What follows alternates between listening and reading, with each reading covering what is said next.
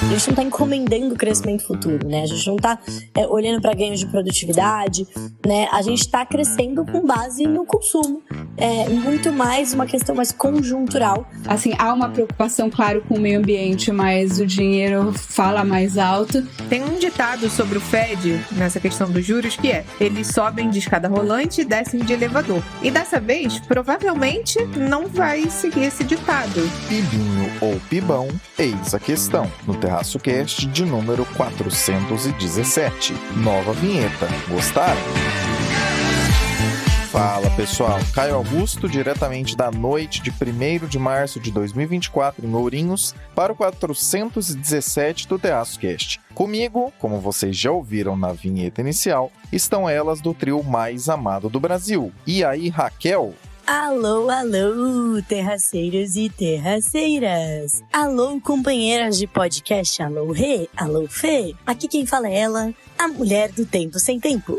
Meu Deus, a mulher do tempo sem tempo hoje, cara, se superou, né, na otimização de tempo. E eu venho por meio deste dizer que a previsão do tempo é de um dia que beneficia a Raquel e não chove muito. Porque a Raquel só consegue otimizar seu tempo se ela passeia de bicicletinha por São Paulo. Então, gostaria de deixar aqui um recado público ao senhor São Pedro, agradecendo, né, que hoje o dia acordou super nublado e eu falei, ferrou, como eu vou fazer tudo que eu preciso fazer, essa mulher do tempo sem tempo, de carro ou de bicicleta na chuva. De carro não ia dar, não tinha nenhuma condição. Então eu saí, arrisquei. E até agora, né, são 6h11, nesse momento que eu gravo esse podcast, o céu está preto, mas ainda não chove. Então, eu conto pra vocês, né, na semana que vem. Perguntem aí pro Caio, perguntem nas nossas redes sociais se você, né, se Raquel tomou chuva, se eu tomei chuva. Espero que não. Então, mandem as energias positivas retroativas para mim nas próximas horas. Otimização de tempo é motivo de alegria, mesmo se o tempo não ajudar muito lá fora. Fala, Renata. Alô, alô, terraceiros. Oi, Caio. Oi, Fernanda. Oi, Raquel.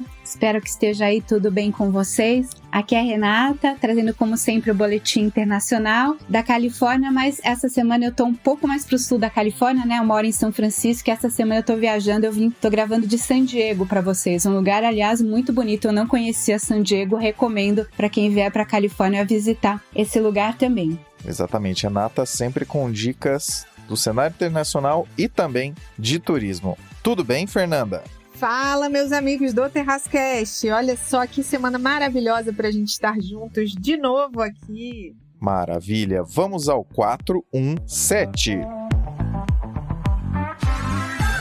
Raquel, com os dados recentemente divulgados pelo IBGE, descobrimos que o PIB subiu 2,9% em 2023. Que mensagens esses dados trazem para o que pode acontecer agora em 2024? E pois é, Caio Augusto, vamos ao que interessa, aos números do PIB. Foi pibão, foi pibinho, foi pibão, gente. Foi pibão, né, um crescimento de 2,9% do PIB no ano de 2023. Mas, Raquel, estamos em março, hoje é o dia 1º de março, como assim? Do ano passado ainda, já superei, você não superou o ano passado ainda? Não, gente, eu já superei o ano passado, ainda bem, foi um ano bem complicado, mas, né, o IBGE ainda não superou, né, e não é só o IBGE, na verdade, se vocês prestarem bem atenção, né, tem vários países divulgando aí os resultados do PIB do ano passado, né, então um deles foi o próprio Estados Unidos, que fez a primeira revisão, né, a segunda leitura do PIB, nessa semana que passou, e mudou 0,1 ponto percentual aí na métrica que eles tinham calculado de crescimento do PIB. Aqui no Brasil a gente não faz revisões, assim, não tem a data para, vai ter essa revisão e tal, não sei o quê. Mas, por exemplo, na próxima divulgação do PIB pode vir uma revisão. Não é muito comum, né? Não tem todas essas leituras como tem nos Estados Unidos, mas também acontece. Então, dizendo tudo isso para dizer que sim, demora um pouco para sair os dados do PIB fechados. Então isso significa que a gente tá olhando pro retrovisor, não adianta nada e tal. Um pouco, né? Um pouco, é totalmente molhado no retrovisor, mas é super importante para saber, né? É o dado mais acurado sobre o crescimento econômico, sobre a situação da economia. Então, é a partir desse número que também vai se adaptando, né? E colocando mais detalhes nas projeções adiante, para saber o que vai acontecer ali adiante, né? E vamos aí, um reflexo né, do que aconteceu no ano passado. A gente teve um crescimento de 2,9% e, como a gente sabe, o PIB é composto pelo lado, né, pela oferta e pela demanda, né? Do lado da oferta, a gente tem o setor primário, secundário e terciário, né, que é a indústria, serviços e agropecuária. E do lado da demanda, a gente tem o consumo, né, o consumo dos governos, o consumo das famílias. A gente tem o setor externo, né, que é exportação, menos importação, né, para ver o que tá colaborando, né, e tem os investimentos. Bom, do lado da oferta, quando a gente olha para os setores, o grande propulsor desse crescimento, né, a nossa grande alavanca do ano foi o agro, né.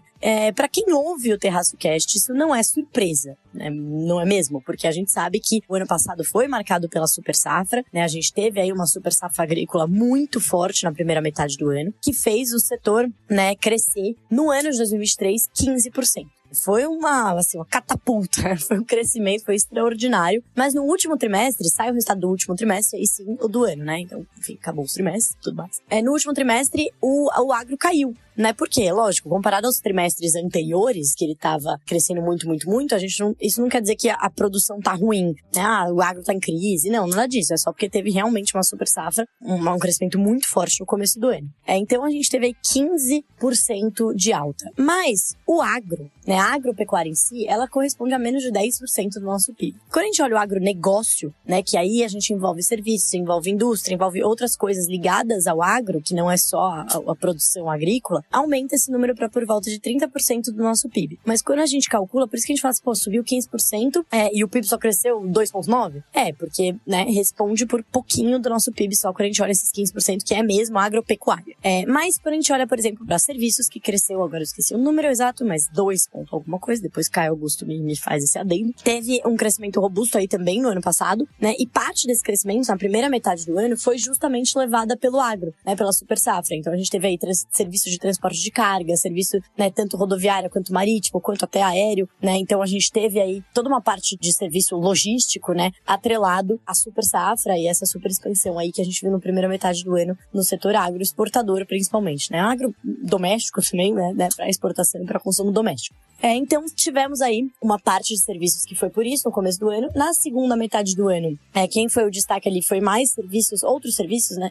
Tem uma categoria de outros serviços, mas não foi necessariamente essa categoria. A gente teve uma forte alta aí de serviços financeiros, seguros, né? Bancos e tudo mais.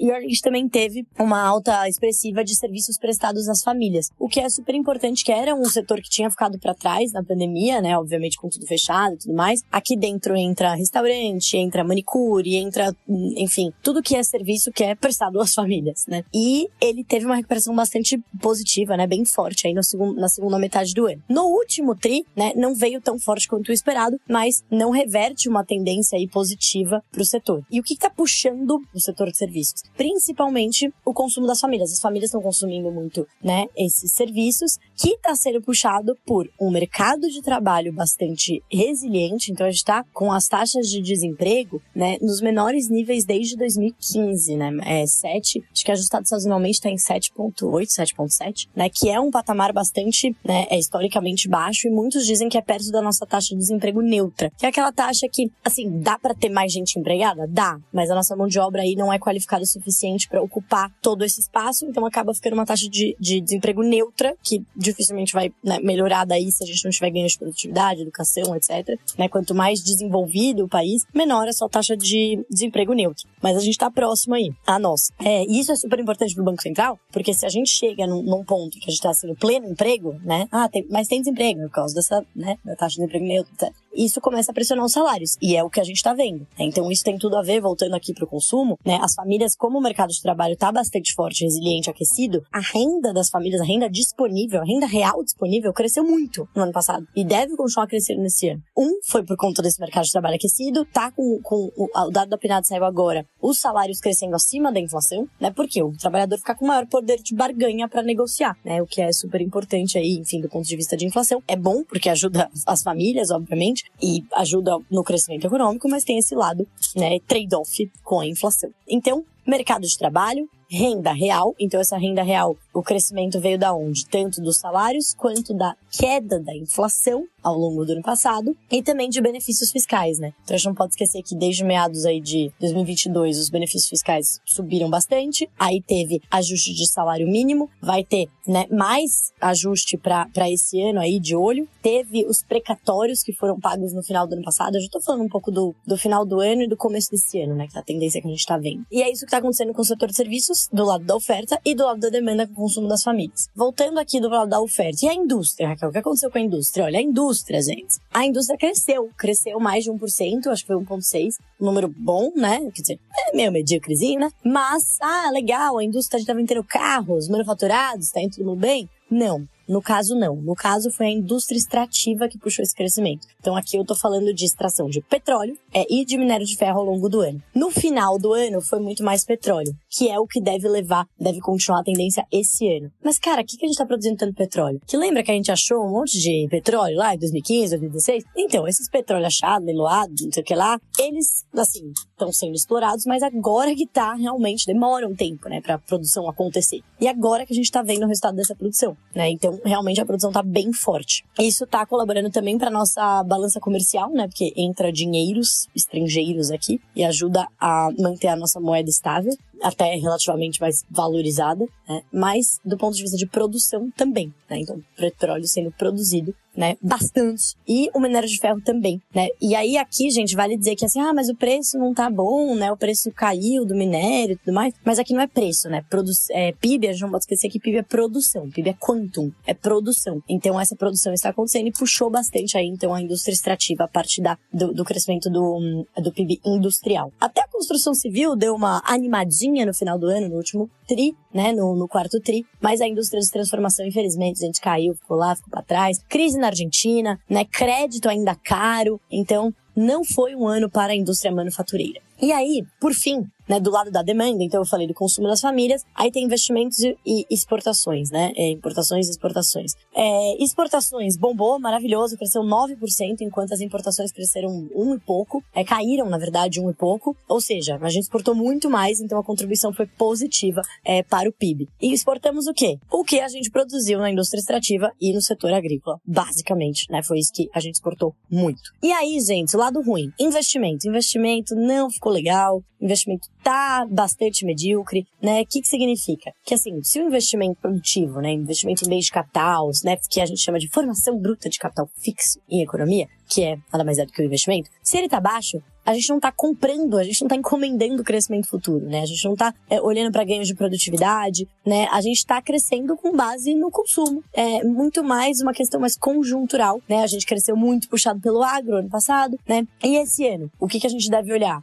O investimento tá caindo, então vamos entrar em recessão? Não. Isso é muito mais olhando pro longo prazo. Mas se a gente investisse mais, certamente, nosso PIB potencial, que é aquele que a gente pode crescer, se a gente usar tudo que a gente tem de capital e trabalho, ele cresceria, né? E não é o que está acontecendo. Então a gente fica andando de ladinho, né? De ladinho na nossa armadilha da renda média por aqui. Nesse ano, provavelmente o que vai acontecer. A gente deve crescer entre 1,5 e 2. Puxado pelo quê? Pelos mesmos motores do ano passado? Não. O agro não deve ser o principal motor, inclusive deve cair esse ano, porque, obviamente, comparado com o salto do ano passado, não tem previsão de super safra, então não deve ser o agro, deve ser bastante o consumo, então o mercado de trabalho ainda é resiliente, e a gente tem um retorno dos setores mais cíclicos, né? Deve ver uma certa recuperação da indústria manufatureira. Por quê? Porque a Selic está caindo, esqueceu? Que a Selic está caindo, né? Ao longo do ano passado já estava caindo, mas demora para ser sentido esses efeitos na economia. Então, agora que a gente começou a sentir, agora que a gente começa a ver os dados de crédito melhorando, né, recuperando, então é isso, a gente deve ter uma economia que vai crescer entre 1,5 e 2,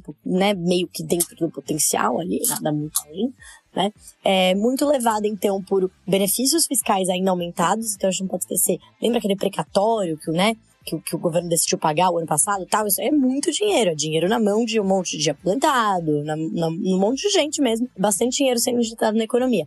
E claro, né, aumento do salário mínimo, então tem essa parte do benefício fiscal que ainda vai estar fazendo efeito, tem a inflação ainda sob controle, o que ajuda a garantir aí uma elevação da renda real das famílias e, né, o mercado de trabalho, como eu já comentei. Então, juros caindo, né, tirando um pouco do pé do freio da economia, produção extrativa, né, indústria extrativa crescendo, da hora, bom, e o mundo não entrando em recessão, né, não sei aí. os motores do crescimento, olhando para este ano. Então é isso. Olhamos para o PIB do ano passado, olhamos para o PIB do ano que vem, esse ano. E respondendo a pergunta do Caio Augusto, o carrego, né, gente? O que é esse carrego estatístico? O carrego estatístico é assim, se o Brasil não crescer, se o Brasil continuar produzindo exatamente o que ele produziu o ano passado, quanto que ele cresceria? 0,2%. Esse que foi o carrego estatístico, né, do ano passado para esse. Então, se a gente fizesse tudo igual, a gente não ia cair. A gente tem uma herança positiva do PIB do ano passado, que é esse carrego de 0,2%. E isso conclui, né, lembrando que o PIB é uma medida de fluxo, né? Então, é tudo que a gente produz de bens e serviços, o fluxo disso em relação ao ano anterior. PIB brasileiro em 2023 em uma curta frase. Agro, consumo das famílias, mercado de trabalho aquecido e impulso fiscal governamental. Lado bom. Fazia tempo que uma sequência de crescimento nessa magnitude não ocorria, e desde que saímos do período agudo da pandemia, o padrão de crescimento tem sido esse. Lado ruim, a sustentabilidade desse crescimento não é tão grande, porque ele não demonstra aumento da produtividade da economia, mas sim fatores ligados ao espalhar da renda. Mais pessoas empregadas, mais benefícios fiscais e agro transbordando para outros setores. O investimento em relação ao PIB, aliás, caiu quase 3 pontos percentuais inteiros, e isso não costuma ser boa notícia para o crescimento ao longo do tempo. O que esperar para 2024? É difícil afirmar porque nós economistas temos sido humilhados em nossas previsões. Felizmente o PIB tem surpreendido para cima nos últimos anos. Em todo caso, considerando os dados e as visões atuais, é possível esperar algo entre 1,5% e 2%. Se for para errarmos de novo, que seja para errar porque o PIB foi maior do que isso. E qualquer que seja o caso, seguiremos acompanhando e traduzindo a você os dados todos. Fica com a gente!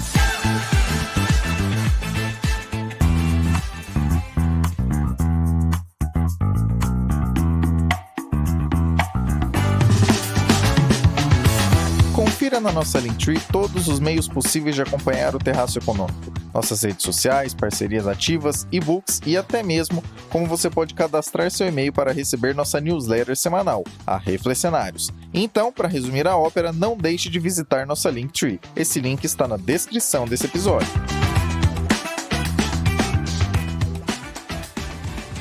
Renata, traga para nós o Boletim Internacional. Um levantamento recente identificou que empresas americanas cortam emissões de gases poluentes na mesma medida em que são subsidiadas pelo governo. O que isso pode significar? Então, como vocês sabem, né, com essa questão do meio ambiente é um outro problema que a humanidade está enfrentando já há algum tempo e a situação é cada vez mais crítica. A gente tem as guerras e tem também essa questão do meio ambiente para solucionar aí nos próximos anos e décadas. E a gente sabe, né, que uma das coisas que impactam bastante a questão climática são as emissões de gases tóxicos, né, de gás carbônico, principalmente na atmosfera pelas empresas. Então, o Caio me passou esse artigo que mostra uma pesquisa da Universidade de Nevada e também da Universidade de Michigan. A pesquisa foi feita nos Estados Unidos, mas vale também para outros lugares. O objetivo é tentar entender quais são as medidas que mais têm que ter um efeito mais importante no fato das empresas conseguirem reduzir a emissão de gás carbônico. E eles pegaram, né, de 2010 a 2019, 184 empresas e foram ver quais as medidas que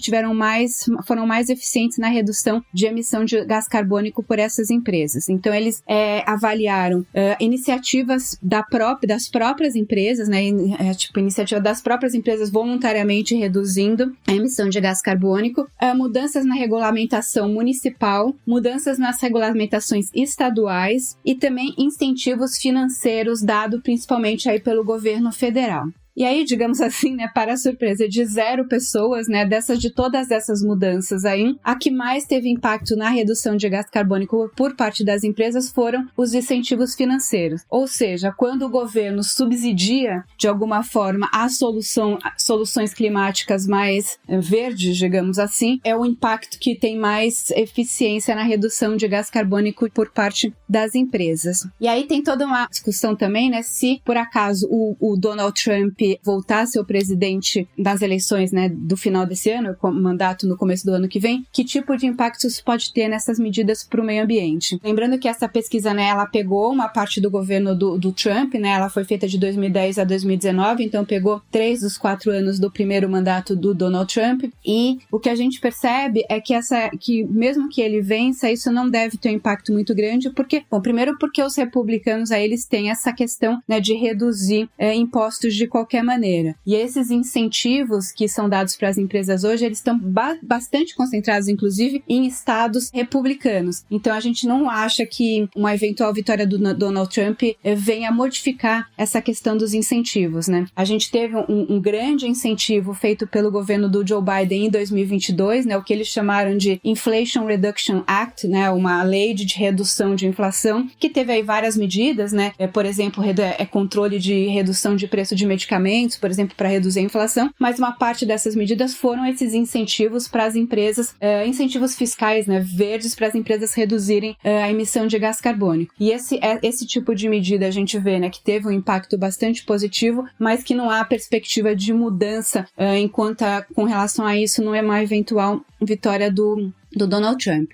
Como eu falei, né, essa pesquisa foi feita só nos Estados Unidos, mas ela vale, a gente pode extrapolar isso para outros lugares, né? Já foram feitas coisas semelhantes, por exemplo, na Europa, e se visualizou coisas, efeitos semelhantes. É claro que alguns países, né, por exemplo, principalmente, assim, não só, né, mas assim, digamos, quase todos os países não têm o tipo de caixa né, de orçamento que o governo americano tem para fazer esse tipo de incentivo, né? Acho que nenhum país tem esse tamanho de caixa que os Estados Unidos têm para fazer isso. Então, outros países que estão com uma situação fiscal mais restritiva, pode ser Brasil, Europa, tal, não vai conseguir fazer esse tipo de medida com todo esse incentivo fiscal, mas essa pesquisa também mostrou que esses incentivos financeiros não são a única coisa que funciona, né? Se você for ver todas essas coisas que eu falei, né, a iniciativa das próprias empresas, regulamentações municipais, estaduais e federais, tudo isso tem impacto além dos incentivos financeiros, mas os incentivos financeiros são o mais importante ou mais eficiente, mas mesmo quem não tem isso, a Europa conseguiu reduzir, tendo, por exemplo, regulamentações mais restritivas por parte do governo, sem abrir mão ou sem colocar tanto dinheiro nesse tipo de projeto. Uma experiência que é bastante interessante foi na Índia. A Índia também não é um país tão rico, obviamente, quanto os Estados Unidos, não tem o mesmo tipo de orçamento. O que eles conseguiram fazer foi um mercado interno de emissão de carbono. Então, as empresas que eles colocaram metas, né? As empresas que conseguiram, por iniciativas próprias, de alguma maneira, ir melhor do que as metas, elas conseguiram vender esse crédito de carbono para outras empresas. Então, foi uma forma que o governo indiano conseguiu incentivar essa redução de emissão de gás carbônico, criando um mercado entre as próprias empresas, sem precisar o governo aí tirar o dinheiro do bolso para financiar esse tipo de incentivo. Então, como a gente sabe, né? Dinheiro money matters, né? Follow the money, o quanto o dinheiro é importante. Assim, há uma preocupação, claro, com o meio ambiente, mas o dinheiro fala mais alto, então é preciso considerar esse tipo de coisa também se a gente quer realmente conseguir diminuir aí a emissão de gás carbônico por parte do mundo inteiro e conseguir melhorar a situação ambiental do planeta. O que essa relação significa é que todos nós estamos interessados em reduzir o efeito do ser humano sobre o aquecimento global, mas quando o assunto é pagar por isso, ou a conta é dividida com todo mundo, ou o esforço fica muito mais no discurso do que na prática. Esse é um dos motivos pelos quais o mundo ficará mais caro, cada vez mais caro nas próximas décadas. Por um lado, teremos mais prejuízos de diversas naturezas com o clima mais intenso e variante. Na verdade, vamos ser sinceros, já vivemos vários desses impactos hoje em dia. Eles só tendem a ficar maiores. E por outro lado, sem incentivos concentrados e maciços, não veremos grandes avanços na redução desses impactos vindos do ser humano sobre o aquecimento global. Um exemplo interessante e que pode ser acompanhado nesse exato momento é o de incentivos dados pela Alemanha para a compra de veículos elétricos. Esse incentivo era de aproximadamente 7 mil euros, um desconto que vem na ponta final quando a pessoa compra o carro elétrico, né, subsídio governamental na veia. Mas esse valor de 7 mil euros acontecia até o final de 2023. A partir de agora, esse desconto, esse incentivo, né, caiu para 3 mil euros. O resultado é emblemático. Tirou o benefício para comprar carro elétrico? então não vou ligar muito mais assim para o meio ambiente. O resultado é que esse ano a venda de veículos elétricos na Alemanha deve ser a pior em 10 anos. Pode pesquisar isso aí, que de fato já está acontecendo. E olha que estamos falando da Alemanha, hein? Um país de $51 mil de renda per capita, o que é mais de 6 vezes a renda per capita brasileira, atualmente em $7 mil. Fica aqui um questionamento, uma semente de uma pergunta amarga, mas necessária. Como será paga a conta da transformação energética global? De uma coisa temos certeza desde já, com discursos, proselitismos e conversa fiada, não será.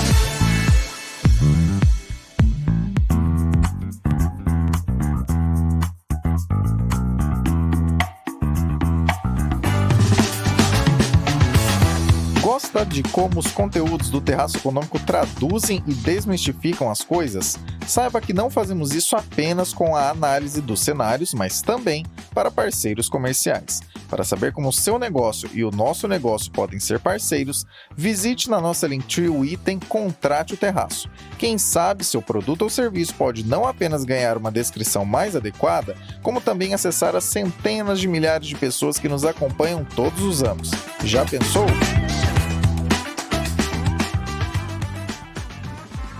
Fernanda, nesse ano, o Banco Central dos Bancos Centrais, o Fed, deverá cortar os juros, mas em um ritmo bem diferente do que muito se espera, ou pelo menos se esperava até bem recentemente. O que podemos esperar desse compasso descompassado? No meio de fevereiro, mais ou menos ali no dia 15, o pessoal da Band News me chamou para comentar os discursos dos dirigentes do Fed. Os dados da inflação americana tinham saído, o CPI tinha saído 0,3, era maior do que o consenso de mercado e tudo mais. Isso jogava para junho a expectativa de início dos cortes na taxa de juros pelo Fed, né? Coisa que estava ali prevista para acontecer em maio, já postergou para junho. E bom, tem um ditado sobre o Fed nessa questão dos juros que é: eles sobem de escada rolante e descem de elevador. E dessa vez, provavelmente não vai seguir esse ditado. Isso pode frustrar um pouco os investidores. Por que isso acontece? Lá em 2004,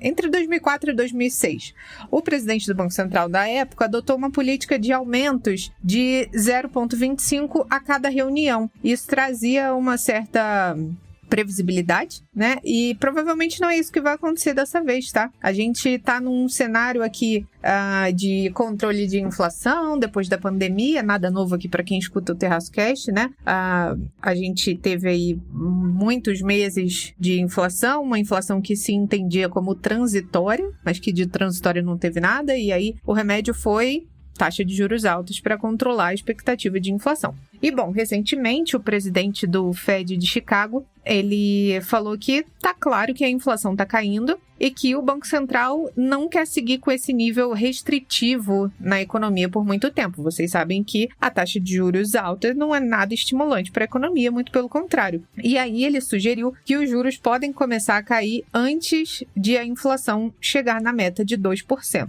A gente viu também que a secretária do Tesouro, a Janet Yellen, falou que a tendência é de que a inflação está caindo mesmo. Então, dado todo esse histórico, né, as taxas dispararam em 2022, 2023, a um ritmo muito mais rápido do que já se viu nas décadas passadas. E agora, com a diminuição das pressões sobre os preços e a economia ainda mais forte, os responsáveis pelo Fed estão preparados para reduzir as taxas a um ritmo mais lento e provavelmente menos regular do que ele já acostumou baixar as taxas de juros. Enfim, por que o ritmo importa? O ritmo tem implicações importantes para os consumidores, para as empresas, justamente porque a taxa de juros influencia todo o restante da cadeia, né? Os custos de empréstimo hipotecário, de automóveis, de cartão de crédito, e influencia também como vai se dar a percepção pública sobre as eleições presidenciais que vão acontecer esse ano. A queda das taxas pode ser, né, uma coisa bem vista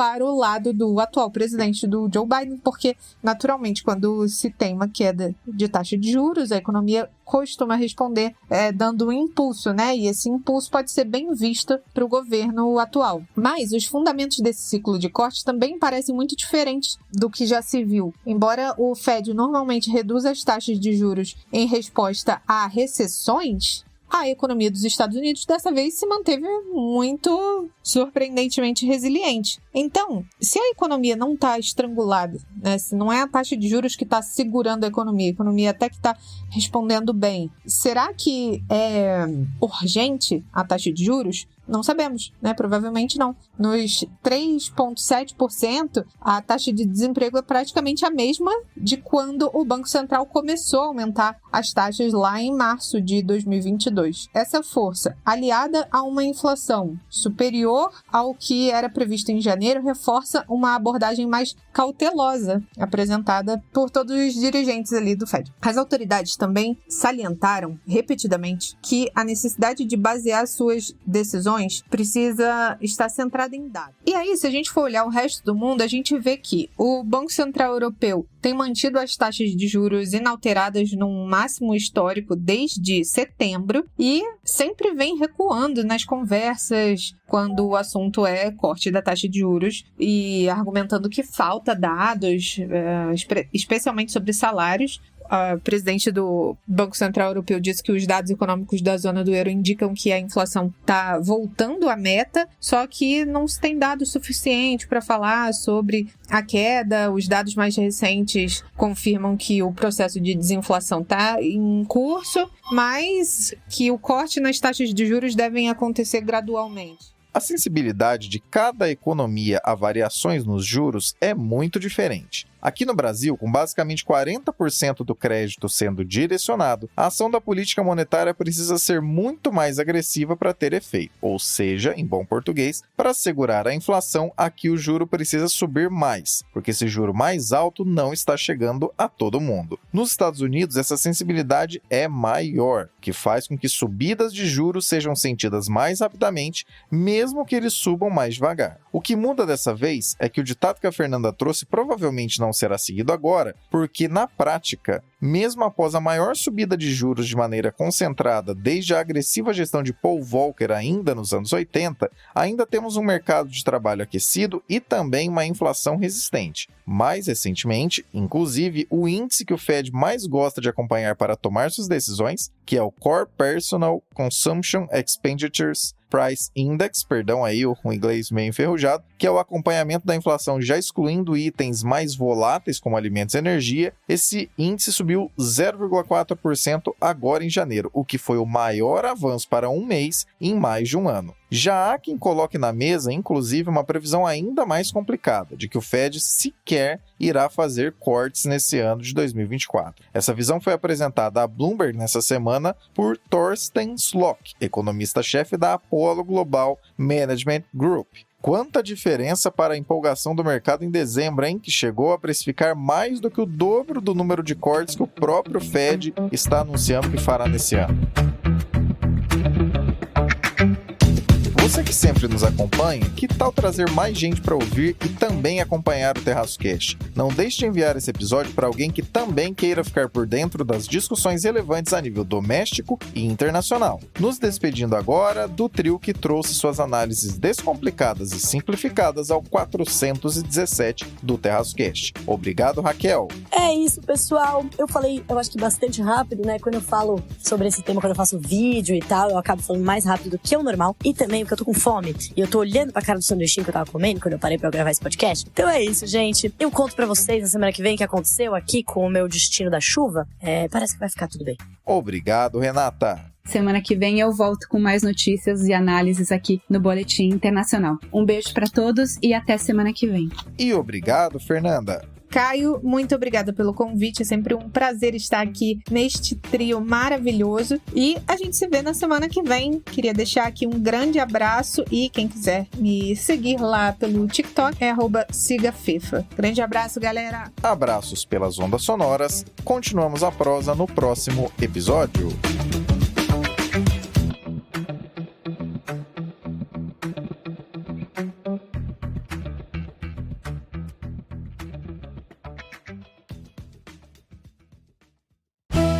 Este episódio foi editado por Atelas, soluções em áudio para podcasts.